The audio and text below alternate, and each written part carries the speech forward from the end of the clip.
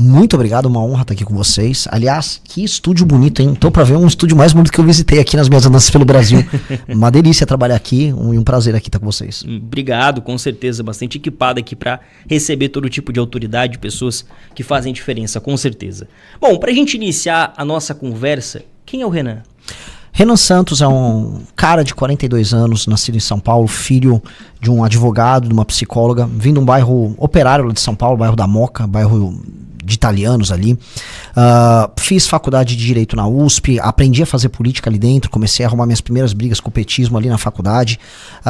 Sempre fui uma pessoa interessada em história. Comecei a trabalhar muito cedo, comecei a querer empreender, ser empresário muito cedo, tive negócio, fui vendedor, virei, mesmo sendo um cara de humanas, fui projetista de luminária, trabalhei numa empresa de portas e janelas de aço, fui empresário ali nesse segmento.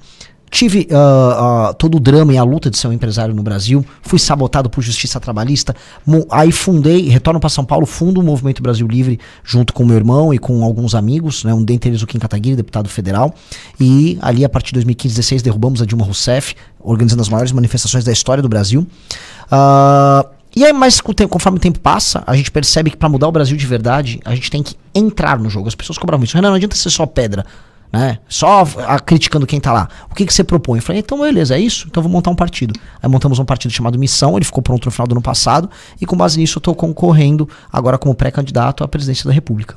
Pois é, Renan, o Partido Missão número 14, ele é a formalização política do Movimento Brasil Livre, o conhecido MBL, né? E aprovada pelo TSE em novembro do ano passado de 2025.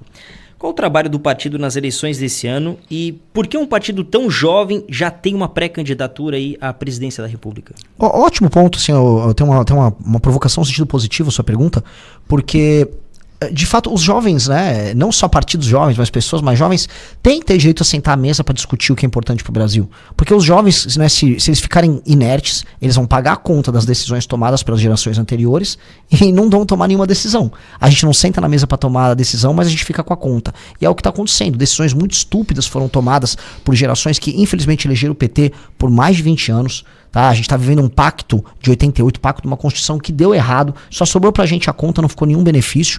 Então seria uma covardia, não só minha, mas da minha geração, a gente não participar das eleições. E nós precisamos participar, pautar o debate político no Brasil e concorrer para ganhar. A gente também não está aqui como Miss Universo, a gente não quer participar, estamos aqui para ganhar e para tornar nosso país um lugar melhor. Não é só desfilar. Exatamente. Ainda mais que eu não sou um rostinho bonito, exatamente, né? Então não daria muito certo. Mas falando um pouquinho do MBL, onde você atuou por muito tempo nos bastidores, conseguiu eleger um deputado estadual também, o Arthur Duval, né? Sim, que inclusive está presente. Aqui o Arthur ganhou para estadual em São Paulo, depois o Guto Zacarias ganhou. A gente elegeu muitas pessoas ao redor do Brasil, muitos vereadores também. Hoje o movimento está espalhado ao redor do Brasil, mas nunca dava certo a gente construir algo maior por não ter um partido. Quando você fica na mão de um dirigente partidário, o dirigente escolhe se você é útil ou não de acordo com a conveniência dele. E a gente sempre teve um ideário, projetos, ideias, uma visão de Brasil, uma visão de mundo, e os partidos sempre falaram, não, fica quieto e obedece aqui. A gente falou, não, vamos ter que ter o nosso próprio partido. Partido bastante jovem, mas que traz a presença de muitos jovens. Aqui na Rádio Araranguá, um pouquinho antes de iniciar a entrevista, tinha uma jovem esperando para bater foto com o Renan. Por quê? Porque justamente a gente trata os problemas brasileiros de uma maneira e de uma perspectiva diferente. Os jovens, hoje, se me permitir eu fazer uma pequena digressão aqui, os mais jovens, eles são de uma geração que tudo eles resolvem com um clique.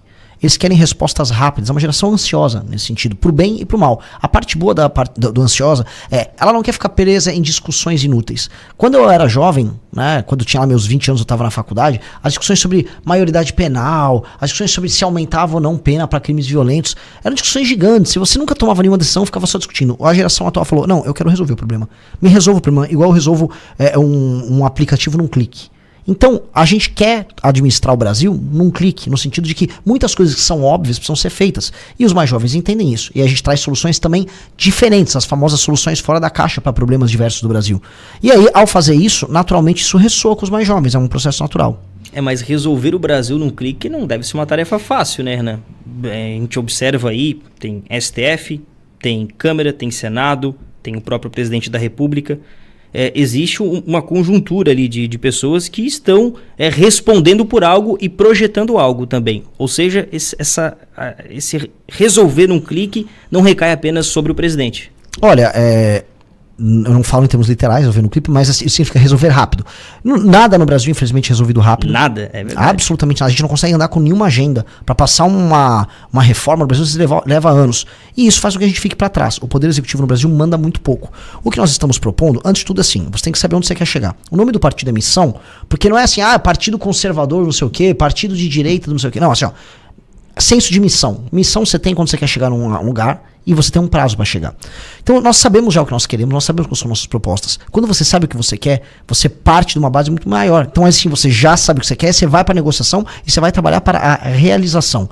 Isto nos coloca numa posição diferente de executores mais do que só pessoas que discutem ideias. É por isso que, por sermos bons executores, a gente conseguiu montar um partido rápido, sendo que, sei lá, por exemplo, o Bolsonaro tentou e não conseguiu montar o dele, o Kassab montou o dele, mas montou num prazo diferente do nosso, com muito mais dinheiro. Ser um bom executor e sair da discussão inútil e ir para a realização é o mérito da nossa geração, na minha visão. E a gente tem que encarnar isso. Qual é a missão do Partido Missão? Tornar o Brasil uma das 5 nações mais importantes do mundo nos próximos 30 anos. Tem que sentar numa mesa como essa, China, Índia, Rússia, Estados Unidos, Brasil, talvez União Europeia. O Brasil tem território para isso, ele tem material humano para isso, ele tem recursos naturais, ele tem economia para isso. A única coisa que o Brasil não tem é armamentos, ele não é capaz hoje de se defender, ele não tem produção própria de tecnologia, ele não tem um PIB condizente com isso e ele não se respeita. O Brasil não se leva a sério. Se o Brasil se levar a sério e entender todo o potencial dele, ele já é uma dessas 5 nações. A gente tem que tomar as medidas que tornem o Brasil esse país. E aí nós estamos desenhando propostas para fazer o Brasil chegar nessa meta, nessa missão. E eu coloco mais um agravante aí, infelizmente, onde a corrupção reina. Então, infelizmente, a gente ainda está vivendo num país que é tão rico, tão rico, tão rico, que ele vem sendo roubado, usurpado há tanto tempo que ainda não quebrou. Esse é um elemento central. Quando você não sabe onde você quer ir, você fica parado. Aí quando você está parado sem propósito, cabeça vazia é a oficina do diabo. É o que acontece. Se as pessoas não têm um propósito histórico, elas votam nos outros por qualquer motivo. Aí essas pessoas sem propósito assumem a posição, e quando você não tem propósito, vou ser sincero, num país da impunidade você rouba, que é o que esses caras estão fazendo. O roubo é um roubo de direita, é roubo de esquerda, é roubo de centrão, é roubo de centro. Tá todo mundo roubando. Tem roubo no judiciário, tem roubo na prefeitura, tem roubo no deputado, tem roubo no senador, tem roubo no governador, tem roubo na iniciativa privada, tem parceria com o crime organizado, tem tudo. Porque se você perguntar para os brasileiros, se você perguntou qual é a missão da missão, eu respondi muito rápido para você. Por isso todos os pré-candidatos a presidente deveriam saber muito rápido. O que você quer fazer nesse país? Falar, eu quero cuidar de gente, isso é mentira. Eu não quero cuidar de ninguém, eu quero que as pessoas se cuidem, né? Então os políticos vêm com desculpas porque eles não sabem onde eles querem chegar. Quando você sabe onde você quer chegar, aí você não tem nem cabeça, nem quando eu digo você, o povo, você não tem cabeça, você está indo em direção à execução do seu objetivo histórico, que é o que falta no Brasil. A gente não tem essa ambição de ser grande. Nos Estados Unidos, veja a campanha do Trump. Por mais que as pessoas possam ter críticas a ele, o boné dele está escrito Make America Great Again. Faça a América grande de novo. Ou seja, o americano está preocupado em o país dele ser grande. No Brasil, as pessoas estão preocupadas se você vai ganhar um Vale Gás, se o político que você torce ganha uma eleição. Não é assim que tem que funcionar. A gente tem que ter um senso de grandeza. Nós vamos adentrar mais nessas propostas do Renan. Mas bom, o senhor está cumprindo a agenda aqui na nossa região. Quais são os principais objetivos dessa visita e quais encontros estão previstos para os próximos dias aqui em Santa Catarina? A gente vai ter um encontro hoje em Criciúma, num bar, aí não é num bar, é num centro de eventos por volta das 8 horas. Amanhã temos evento... na manhã temos um almoço em Tubarão. A gente fez reuniões em vários lugares do estado. A gente começou pelo oeste, começou por Chapecó, fomos até a fronteira, de lá viemos pra cá. E meu objetivo é conhecer e entender a mente e o drama do catarinense. Santa Catarina é um estado que está numa condição melhor do que uma parte dos estados brasileiros. Imagina, eu vim do Maranhão pra cá. Então eu tô aqui vivendo um contraste, um lugar que tá muito mal, vive dinheiro do governo, e aqui é um lugar que, comparado com a média nacional, tá muito bem e que manda dinheiro pro governo. Só que recebe muito pouco. Quase nada. Vocês acho que só perdem, entre aspas, aqui para São Paulo nessa parte de ser roubado pelo governo federal. Essa é a real. E assim, não tem estrada decente, não tem ferrovia, o investimento em infraestrutura é muito baixo. E tem uma coisa que é muito verdadeiro. Santa Catarina, quando você olha a abertura da Copa do Mundo, a abertura das Olimpíadas, propaganda oficial do governo, Santa Catarina não existe pro resto do Brasil. pro governo federal. É como se fosse, esses caras não são brasileiros, mas na hora de taxar o catarinense, o governo federal taxa.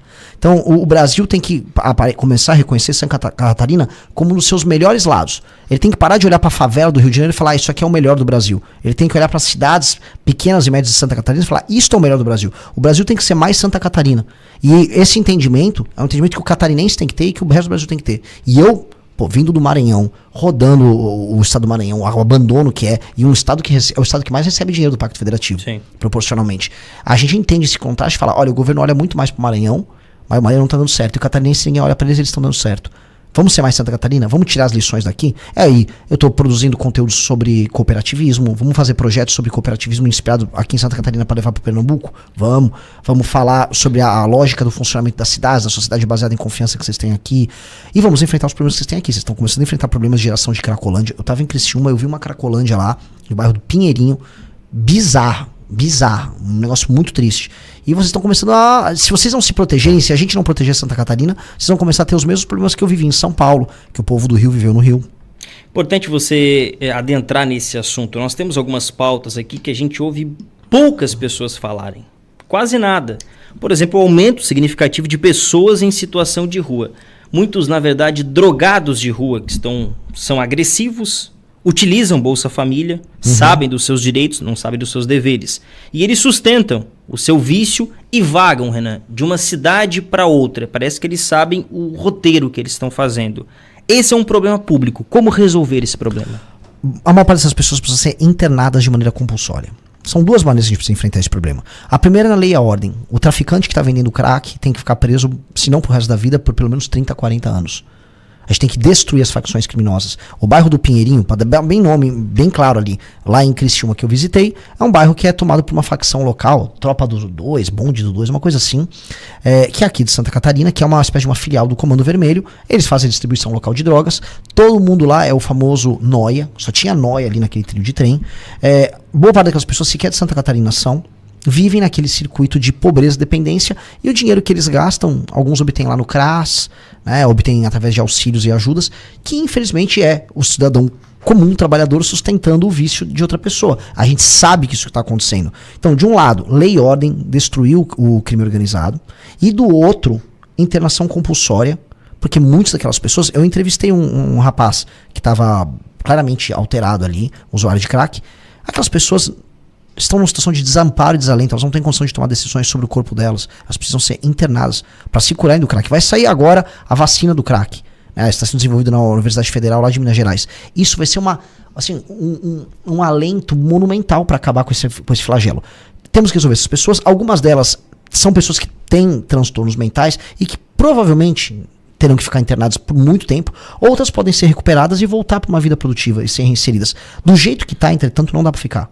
Porque aí a gente vai ver a destruição das cidades. Eu estava vendo um bairro muito bonito ali em Criciúma, com crianças indo para a escola, você já anda um pouco, um cenário que parecia que eu estava no Haiti. Isso é muito pesado. Nós tivemos o prefeito de Chapecó aqui em Santa Catarina, João Rodrigues, também, se eu não estou enganado, prefeita de Balneário Camboriú, Juliana.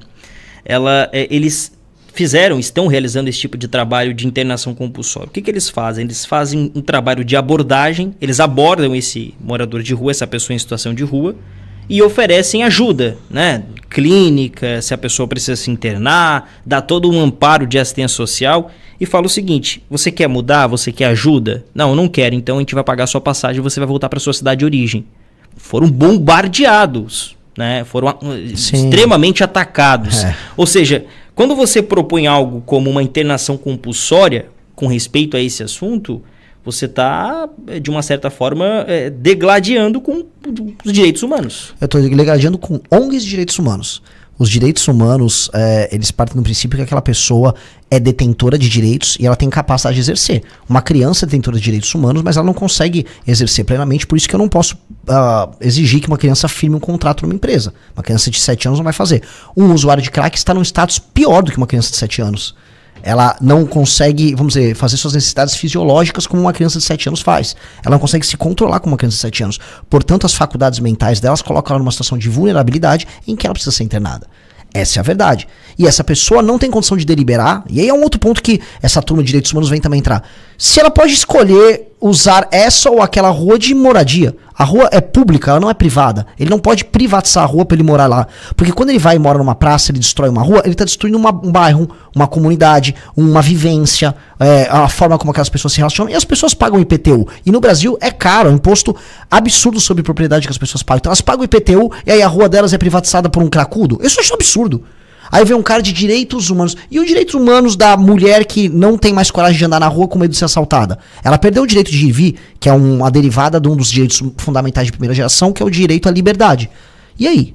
A gente vai ignorar? Eles sempre ignoram. Eles sempre ignoram porque eles querem um discurso conveniente em que essas ONGs muitas vezes ganham dinheiro através de convênios públicos com as prefeituras para ficar dando sopão e assistência e criam ali um universo em que eles ficam ricos. Em São Paulo havia uma ONG chamada, ainda há, Craco Resiste, em que eles lutam pela resistência da Cracolândia. Não, o usuário de crack ele tem que resistir. Como é que um usuário de crack está resistindo? Ele não está, ele está desistindo, ele está morrendo. E aquelas ONGs, enfim, recebem financiamento muitas vezes internacional ou convênios com prefeitura. E aí, né, tem uma massa de parasitas que são mantidos fazendo isso. Interessante, né? Como é que São Paulo conseguiu acabar com a Cracolândia? São Paulo, na prática, não acabou com a Cracolândia. Aqueles usuários de crack foram espalhados pela cidade. Então, houve um espalhamento deles. Então, eles não ficaram concentrados numa região só, destruindo aquele bairro.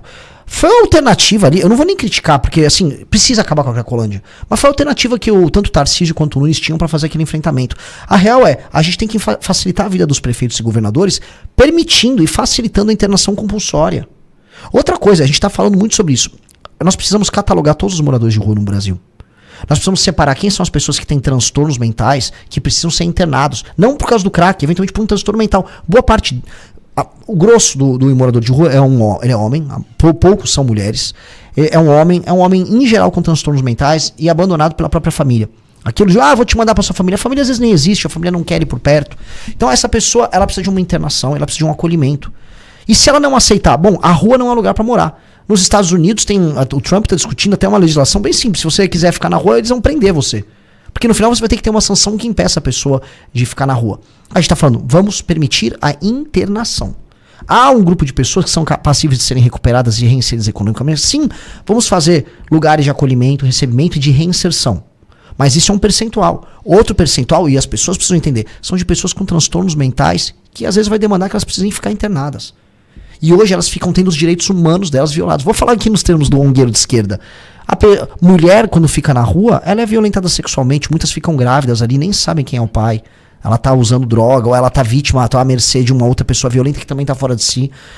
Rapazes vivem ali largados, acabam cometendo crimes. Muitos têm passagens por polícia. Então, definitivamente, não é bom pra ninguém isso. Nós precisamos corrigir esse problema sem, vou colocar, sentimentalismo barato. Hoje o sentimentalismo barato ele é usado para favorecer ONG de picareta. A ONG picareta não vai ter vez conosco.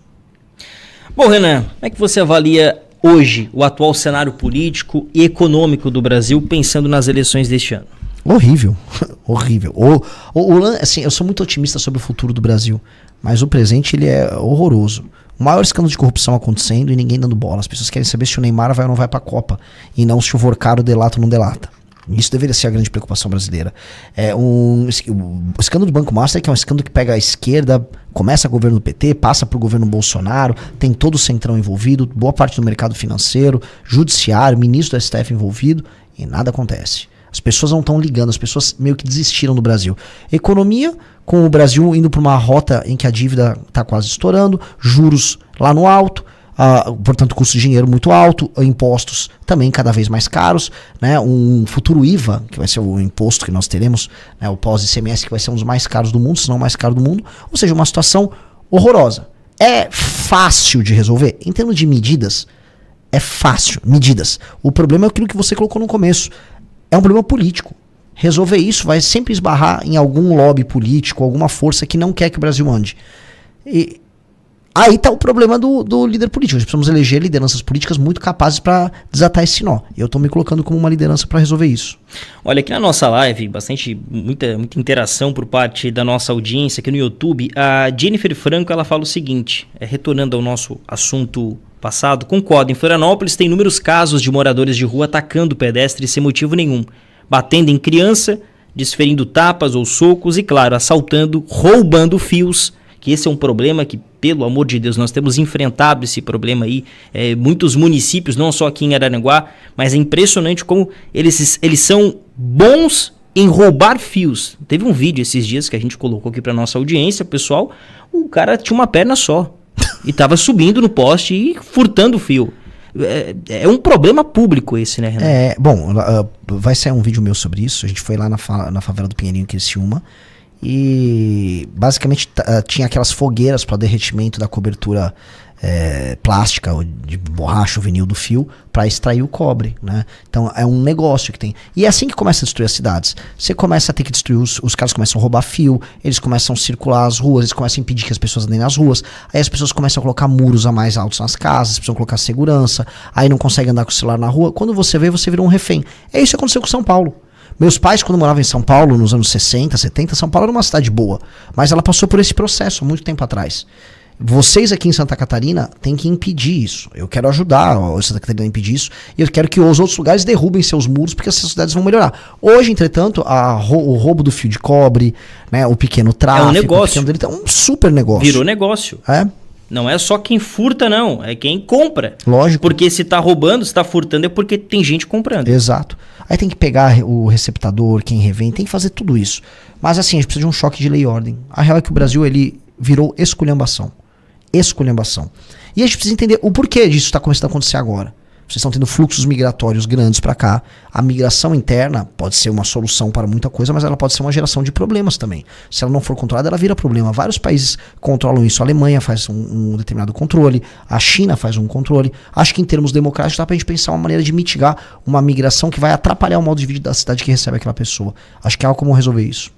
Bom, Renan, ainda falando sobre eleições, como é que está o processo de articulação política da sua pré-candidatura em nível nacional e também nos estados? Nós estamos articulando tudo ao redor do nosso partido. É um partido muito novo e eu estou rodando o Brasil, encontrando nossos pré-candidatos, fazendo eventos. E a gente está tendo gratas surpresas. A gente está começando a aparecer bem nas pesquisas em vários locais no Brasil, seja no Nordeste, seja no Sul, seja no Sudeste. E não estou falando muito com outros partidos, porque tem uma coisa, as pessoas duvidavam muito da gente. Duvidaram que a gente ia conseguir montar o partido, duvidaram que eu fosse aparecer nas pesquisas. Agora eu estou trabalhando que eu quero chegar nas eleições com pelo menos 10% de intenção de voto. Então tem que rodar o Brasil e trabalhar muito. Olha, 10% ainda é um percentual bastante significativo.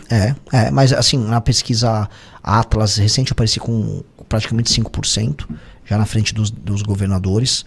Ou seja, para quem começou com 0, né, já é alguma coisa, agora é subir. Em uma eleição tão polarizada, em um cenário eleitoral tão polarizado, como o Renan vai furar essa bolha? Falando a verdade, seja pro eleitor do Lula, seja pro eleitor do Flávio Bolsonaro, seja pra pessoa que tá indecisa, seja pra pessoa que não quer falar de política, eu vou falar a verdade, mesmo se a verdade me custe voto.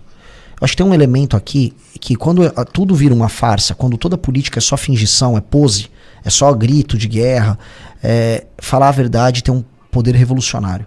Eu ter ido no Maranhão ou ter ido no Ceará e falar, olha, o município de vocês aqui vive com dinheiro que foi tirado lá de São Paulo, lá de Santa Catarina, e o seu prefeito, em vez de honrar o dinheiro que veio pra cá, ele pegou e roubou, desviou a emenda e sua vida tá uma desgraça. Você votou mal nele, e se você continuar vendo o teu voto, eu vou prender você e o teu prefeito. Se a política local aqui continuar sendo essa repetição de crimes como desvio de emenda, o teu município ele vai ficar desgraçado pra sempre, e eu quero a tua ajuda pra resolver isso. E as pessoas, beleza, gostei, esse cara tem um ponto. Então eu fui nos lugares mais lulistas e eu tive respostas muito positivas, mesmo no Maranhão.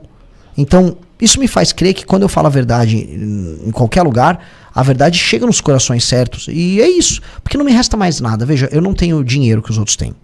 Não tenho a grana, os outros estão viajando de jatinho, tem fundos gigantescos. Eu não estou nem recriminando eles por fazer isso.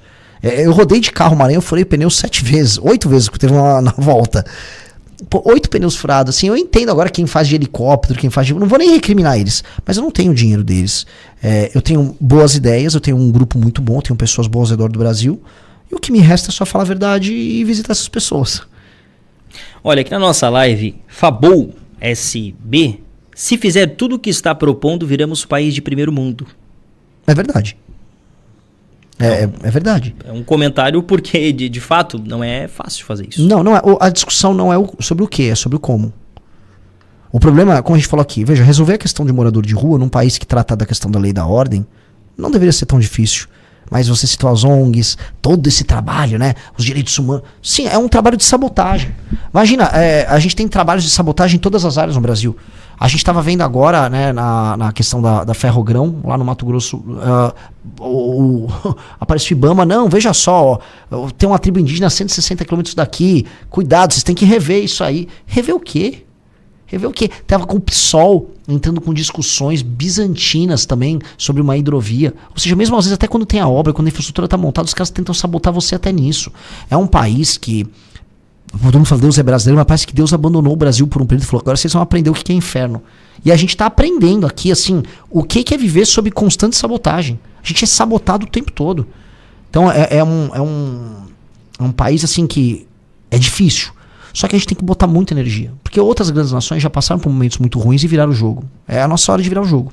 Dá pra virar o jogo? Precisa virar o jogo. Se não virar o jogo, o Brasil acaba. E eu tô sendo bem sincero a quem está nos ouvindo. O Brasil, com a dimensão territorial que ele tem, com os recursos naturais que ele tem, se ele não ficar grande, rico e puder se defender, ele vai ser tomado, ele vai ser esfacelado. E de uma maneira, às vezes, sem guerra, sem nada. Ele vai se dividir, ele vai virar um pedaço sob influência da China, outro sob influência dos Estados Unidos. É o que acontece quando se é fraco. Veja só o que aconteceu com a primeira reserva de terras raras que estava sendo explorada lá em Goiás.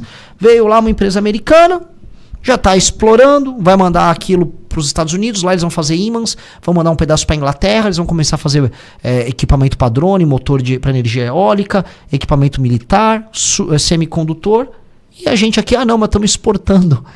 Pô, é isso? Esse é o nosso papel? Sempre vender recurso natural para os outros? A gente não conseguiu aprender em tantos anos de história. Então, dureza, né? A gente tem que meio que rever tudo e falar, vamos parar com essa sabotagem. Bom, você falou sobre drones, e drones me lembra produtor agrícola, produtor rural, agricultura. Nós estamos, infelizmente, passando por um momento onde o agricultor, o homem do campo, ele tem sido pouco assistido. Como melhorar esse diálogo entre o produtor rural, o governo federal e, ao invés de sabotar o produtor rural, fomentar ainda mais a produção? O produtor rural, ele é sabotado no momento que ele tenta comprar um fertilizante e não tem um fertilizante feito no Brasil, porque as ONGs proíbem a gente de produzir nosso próprio fertilizante, não deixa a gente explorar as nossas minas de fosfato e de potássio. Ele é explorado pelo Ministério Público do Trabalho e por fiscalizações draconianas com o objetivo único e exclusivamente de sabotagem. Todo mundo que trabalha na área do campo sabe disso. Eu trabalhei na área industrial e a gente sabe como é que é. A gente tem uma Justiça do Trabalho e um Ministério Público do Trabalho que são feitos para punir quem está trabalhando. Aí ele quer escoar a produção dele, não tem estrada, não tem ferrovia, e aí ainda vai aparecer um político e falar, não, mas eles têm um crédito subsidiado. Eles são bem menos subsidiados do que os agricultores da Europa, ou mesmo do que o agro americano, e mesmo assim tem um custo Brasil gigantesco para lidar. O agricultor brasileiro tem que ser visto como amigo do Brasil. O agro brasileiro, onde chega, ele gera desenvolvimento. Pô, Tocantins é o agro que desenvolveu Tocantins. O sul do Maranhão, eu vi, região de Balsas, região de Imperatriz, o agro fazendo a diferença. Mesmo no estado que é assim, a sabotagem no Maranhão é um trabalho de profissionais. Os políticos do Maranhão são os políticos mais profissionais que eu já vi. Eles falam assim, cara, a gente tem PhD em sabotar a própria população. E mesmo assim o agro resiste lá, Mato Grosso bombando, Goiás bombando. Se a gente não atrapalhar o trabalho do agro, se a gente der infraestrutura para o agro, se o Estado, se o governo federal brasileiro criar instrumentos que façam que qualquer tipo de fiscalização não seja uma fiscalização com o intuito predatório de impedir as pessoas de trabalharem, o agro brasileiro estoura. Ele já é muito produtivo. A gente só tem que deixar ele continuar tendo os níveis de produtividade que eles têm e continuar subindo. Olha, você está em um estado onde parcialmente existe um certo índice de aproveitamento muito maior, né, para o próprio bolsonarismo, né, para o Flávio Bolsonaro, o filho do Bolsonaro veio para cá também, o Carlos Bolsonaro, candidato ao Senado. E visitando todos esses estados, Renan, como é que você observa esse cenário? Porque, infelizmente, ainda está muito assim. De um lado Lula, PT, do outro Bolsonaro. Eu não quero me tornar repetitivo, mas como furar essa bolha? É o que eu te disse numa das perguntas que você fez. Você tem que falar a verdade, inclusive sobre eles. As pessoas aqui em Santa Catarina têm que entender que elas estão sendo usadas pela família Bolsonaro como bucha de canhão já faz tempo. Grande parte das pessoas que ficaram acampando na frente de quartel e uma parte delas foi presa, ficou lá tomando chuva, sol, achando que o Bolsonaro ia fazer um artigo 142, eram daqui de Santa Catarina. Boa parte das pessoas que fizeram outdoors, campanhas gigantescas pelo Bolsonaro e não foram assistidas com investimento na área de infraestrutura, eram aqui de Santa Catarina. Eu estava visitando a UFSC aqui, 20 milhões que precisa para terminar a obra. Vê se o governo Bolsonaro olhou pro Santa Catarina nisso. Nunca olhou. Aí sabe o que os bolsonaristas fizeram? Manda o Jair Renan pra Balneário Camboriú pra se eleger, sabendo que o eleitor daqui é de direita, e agora mandaram o Carlos Bolsonaro. Ué, mas já não tinha senador, candidatos ao Senado bolsonaristas aqui? Por que precisa mandar o Carlos pra cá? Um cara que foi um péssimo vereador lá no Rio de Janeiro, aí manda pra cá. Aí manda pra cá, ele não, é porque eu gosto daqui. Oi? Se ele quisesse expandir o nome da família, que ele fosse concorrer na Bahia, um lugar que ele arrancaria um senador de esquerda, mas não. O lance é assim, o bolsonarismo quer vida mansa, usando a boa vontade das pessoas que seguem eles. Quando eu falo isso, deve ter pessoas que estão acompanhando aqui na rádio e devem estar bravas. Ah, meu Deus, esse cara é um comunista. Eu não sou comunista não, cara. Eu derrubei a Dilma no impeachment dela. Lutei muito mais contra o PT do que os Bolsonaro, que não faziam nada naquele período. O Bolsonaro ficava lá dentro do Congresso gravando os vídeos, fazendo arminha. Agora, vocês têm que acordar que vocês estão sendo usados. O que é uma novidade? As pesquisas estão demonstrando aqui em Santa Catarina que eu tô, entre o público jovem, empatado com o Flávio. A pesquisa Atlas é bem clara sobre isso. Então qual é o recado? As pessoas mais velhas precisam despertar, porque os seus filhos estão despertando. Então eu entendo que dá pra você ser de direita sem ser um Bolsonaro aqui em Santa Catarina. Assim como eu tô indo lá no Maranhão e eu tô mostrando pros filhos dos eleitores do Lula, dá pra ter uma vida em que você não precisa depender do Bolsa Família, não depender da emenda ou do carguinho do prefeito ladrão da tua cidade, e que você não precise aceitar que o ladrão vai te assaltar no meio da rua. E o cara, beleza, eu não vou concordar com o voto lulista da minha mãe. Eu preciso que os jovens continuem nessa energia, que eles estão conosco, e que os mais velhos despertem. Eles precisam despertar. Aqui houve uma enganação, a família Bolsonaro usou os catarinenses. E ainda usa. É que a gente percebe uma bastante manifestação da nossa audiência e a maioria do pessoal, de fato, é jovem. Uhum. São jovens que estão acompanhando a nossa live aqui através do Facebook, também do YouTube da Rádio Araranguá. E o pessoal vem perguntando a respeito disso mesmo, quais são suas propostas. Nós estamos chegando ao fim da nossa entrevista, Renan. Eu queria que você olhasse para a nossa população, para toda a região aqui, para Santa Catarina que está nos acompanhando agora. Qual é a principal mensagem que o Renan deixa ao eleitor da região nesse momento de pré-campanha? Olhando para a câmera? Pode ser para a câmera, por favor. É assim, o povo de Santa Catarina, o Brasil, nunca olhou para vocês como brasileiros. Tá? Nunca olhou para vocês como vocês deveriam ser tratados. Vocês, quando têm uma opinião contrária ao consenso geral, vocês são chamados de nazistas. Quando vocês querem defender seus costumes, vocês são chamados de fascistas. Vocês são reconhecidos pela Receita Federal como um lugar bom de arrecadar imposto, mas não como um lugar bom para receber investimento em infraestrutura. Eu quero, como uma pessoa que tá... Eu sou de São Paulo, não sou daqui. Sei que boa parte das pessoas aqui estão loucas para votar no Flávio Bolsonaro, mas eu não me importo com isso. Porque na prática, vocês catarinenses têm que ser um modelo de sociedade para boa parte dos lugares que eu visitei ao redor do Brasil. Eu quero que as cidades pequenas do Maranhão sejam parecidas com São Miguel do Oeste, que sejam parecidas com os lugares que eu visitei aqui em Santa Catarina, com as pequenas cidades, com o agro de Santa Catarina. Eu quero que o Brasil seja mais Santa Catarina. E se eu me tornar presidente da República, eu vou, com os catarinenses votando em mim ou não, eu vou lutar para que o modo de vida catarinense seja cada vez mais reconhecido como um modo de vida para o Brasil se espelhar. Porque o Brasil gosta de se viciar no erro. A gente fala que nós temos que ser a favela lá do Rio de Janeiro. Não, a favela, a gente é cara de favelado. Ninguém tem que ser um favelado na vida. Não, nós temos que ser um malandro do não sei o quê. Não, cara, nós temos um país, o cachorro caramelo, sabe essas propagandas? Não, cara, a gente tem que ser povo trabalhador, ordeiro, que cria sociedade baseada em confiança, que fica rico, que não gosta de vagabundo. E essas são características que a gente costuma encontrar aqui no povo de Santa Catarina, tá? Então esse é o meu recado que eu deixo pra vocês. Vocês serão reconhecidos pelo Brasil. Vocês precisam ser, porque vocês são alguma das poucas coisas de melhor que existe no nosso país. Pré-candidato à presidência da República, Renan Santos, foi um prazer receber o senhor aqui hoje nos nossos estúdios. Boa sorte no trabalho. Até a próxima. Muito obrigado, desculpa o pequeno atraso.